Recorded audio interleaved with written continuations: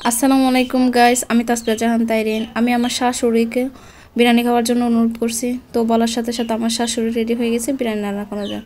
তো আমি আমার শাশুড়ি কিভাবে বিরিয়ানি রান্না করে পুরো প্রস্তুতিটা আমি আপনাদেরকে দেখিয়ে দিচ্ছি।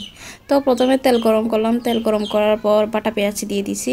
তো বাটা পেঁয়াজগুলো ভাজতে হবে যতক্ষণ না বাদামি কালার হচ্ছে।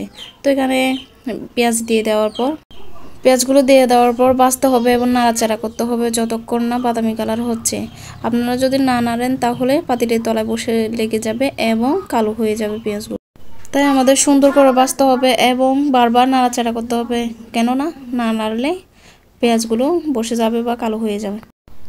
তো তারপর দিয়ে দিলাম সব ধরনের মশলা, হলুদ, মরিচ মশলা, তারপর আদা বাটা, রসুন বাটা। তো দিয়ে দেওয়ার পর আবার নাড়তেছি, দেখেন কি সুন্দর কালার আসছে এখন। তো তারপর দিয়ে দিলাম গাজরগুলোও ভাজতে হবে তার সাথে। গাজরগুলো যতক্ষণ না সিদ্ধ হয়ে আসতেছে এবং নরম হয়ে আসতেছে, তো দেখলাম গাজরগুলো সিদ্ধ হচ্ছে এবং সব ইনগ্রেডিয়েন্টসের উপর দিয়ে তেল উঠে আসছে, দেখেন কি সুন্দর লাগতেছে। তো কয়েকটা লঙ্কার গুঁড়ো লঙ্কা দিয়ে দিলাম, দেখেন কি সুন্দর লাগতেছে, জাস্ট কালারটা ওয়াও। এখন দিয়ে দিচ্ছি টক আলুর বোকরা দিয়ে দিলাম। তো আবার নাড়াচাড়া করলাম, দেখেন কি সুন্দর সব ইনগ্রেডিয়েন্টস মিলে কি সুন্দর একটা কালার। তো তারপর দিয়ে দিলাম আগে থেকে ভেজে রাখা আলু এবং মুরগির মাংস। তো সবগুলা একসাথে দিয়ে দেওয়ার পর ভালোভাবে মিক্স করতে হবে, যেন আলু এবং মুরগির মাংসের সাথে মশলাগুলোর যেন ভালো একটা কম্বিনেশন হয় এবং দেখতেও ভালো লাগে, যেন মুরগি এবং আলু ভিতরে যেন ভালোভাবে মশলাগুলো ঢুকতে পারে, সেই জন্য মিক্স করতে হবে সুন্দর মতো। তো তারপরে আমি দিয়ে দিলাম বিরিয়ানি মশলা দিয়ে দেওয়ার পর এবং সেটাকেও ভালোভাবে নাড়াচাড়া করতে হবে, যেন আলু সব ইনগ্রেডিয়েন্টসের সাথে যেন ভালোভাবে মিক্স হয়। তো দিয়ে দেওয়ার পর দেখতেই তো পারতেছেন কি সুন্দর একটা লুক আসছে, সবগুলো মানে দেখতেও খুব সুন্দর লাগতেছে। আমার তো এখনই মানে খাইতে মন চাচ্ছে। তো আমি ভালোভাবে আবারও নাড়াচাড়া করতেছি যেন সব মশলাগুলো একসাথে মিশে যায়। এখন দিয়ে দিলাম আগে থেকে ধুয়ে রাখা চালগুলো দিয়ে দেওয়ার পর সুন্দর মতো সব ইনগ্রেডিয়েন্টসের সাথে ভালোভাবে মিক্স করতে হবে, যেন চালের মধ্যেও ওই সব মশলা যেন প্রবেশ করতে পারে এবং যেন বিরিয়ানিটা দেখতে ফুটে ওঠে।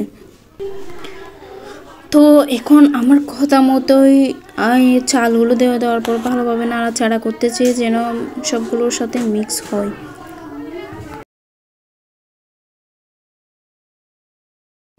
তো আমার কথা মতোই আমার শাশুড়ি সব ইনগ্রেডিয়েন্টসগুলো মিক্স করতেছে, দেখেন মিক্স করার পর লুকটা কেমন হয়েছে।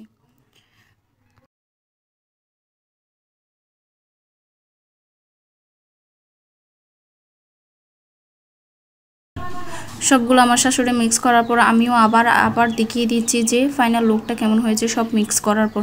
এখন আমি দিয়ে দিচ্ছি আগে থেকে ফুটে রাখা গরম পানি। তো গরম পানি দেওয়ার পর একটু নাড়াচাড়া করব, নাড়াচাড়া করার পর তো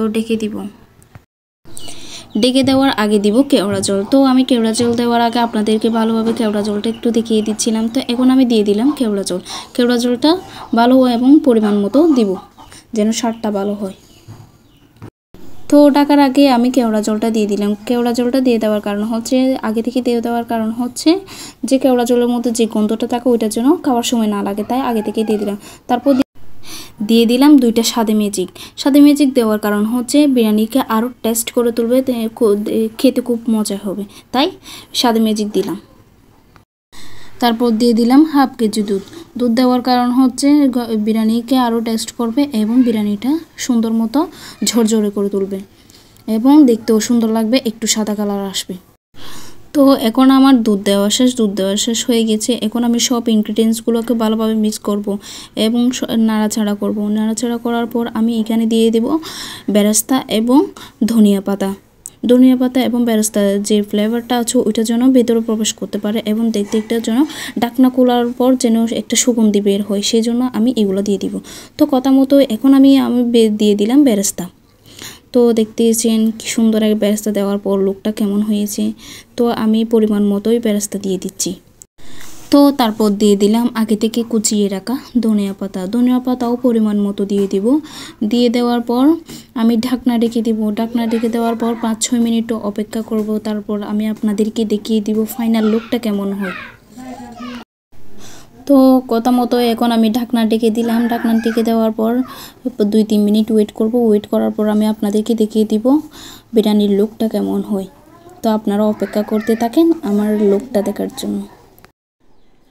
তো এখন আমি ঢাকনা খুলে দেখিয়ে দিলাম আপনাদেরকে আমার শাশুড়ির রান্না করা বিরিয়ানি। ঢাকনা খোলার পর যে ঘ্রাণটা আসছে জাস্ট ওয়াও। আমি এমনিতেই পাগল হয়ে যাচ্ছি খাওয়ার জন্য, আমার আর সহ্য হচ্ছে না মানে তাড়াতাড়ি খাওয়ার জন্য। তো দেখেন আমি আমার জামাইকে সার্ভ করলাম। This is final look. তো কেমন হয়েছে গাইস আপনারা বলবেন আমার শাশুড়ির রান্নাটা।